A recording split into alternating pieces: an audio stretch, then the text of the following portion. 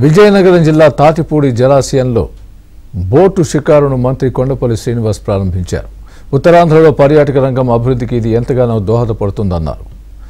యుఎస్ఏకి చెందిన water sports simple అనే సంస్థ బిడ్ దక్కించుకుందన్నారు. మంత్రి కొండపల్లి శ్రీనివాస్ బోటు షికారు కూడా చేశారు. బోటు షికారుకు సంబంధించి మరిన్ని వివరాలు మా ప్రతినిధి శ్రీనివాస్ అందిస్తారు. శ్రీనివాస్.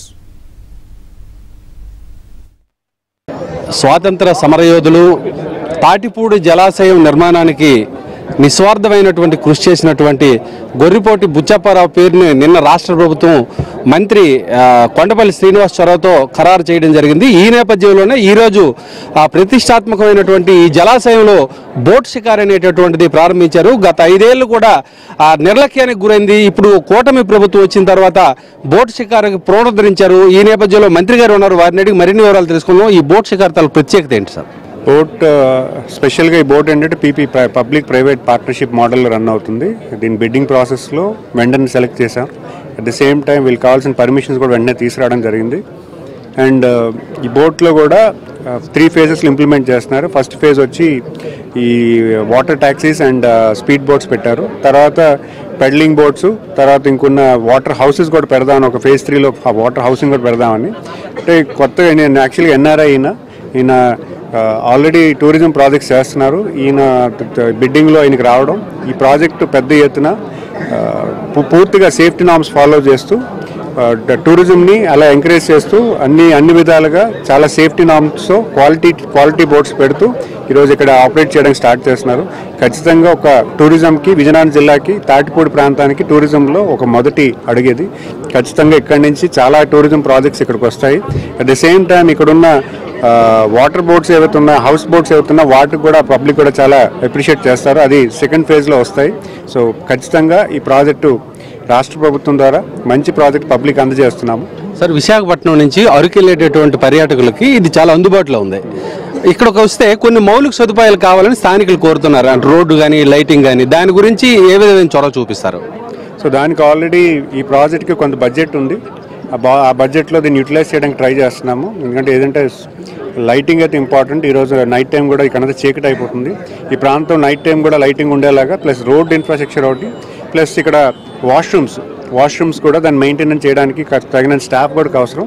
దానికి ఏదైతే ఎమ్యూనిటీస్ కావాలో వాటిని కూడా కార్యాచరణ చేస్తున్నాం. ఈ గంట్యాడ మీ సొంత మండలం.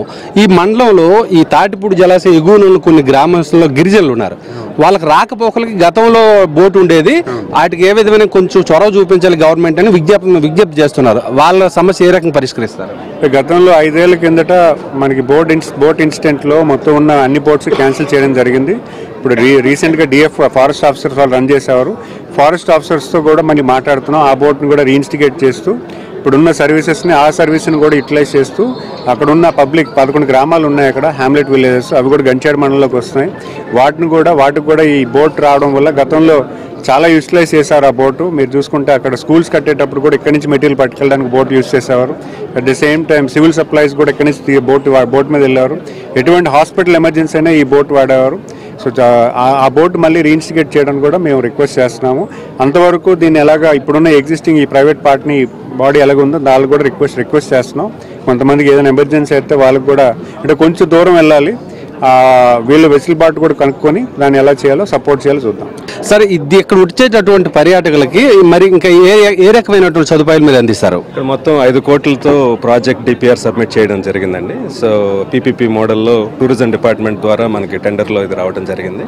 అలానే ఇక్కడ మినిస్టర్ గారి చొరవతో మనకి పర్మిషన్స్ అని వచ్చి స్టార్ట్ చేయగలిగాం.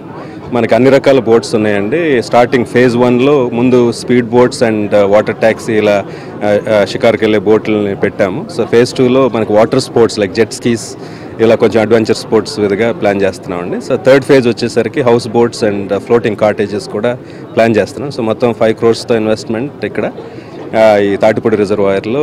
And also local employment is key అండి మాకు. సో ఎక్కడికి వెళ్ళినా సరే ఇక్కడ లోకల్ ఎంప్లాయీస్ని మనమే ట్రైన్ చేయించి NIWS సర్టిఫికేషన్ లైక్ గోవా నుంచి తెప్పించి వాళ్ళని ఇక్కడ తీసుకోవడం జరుగుతుందండి.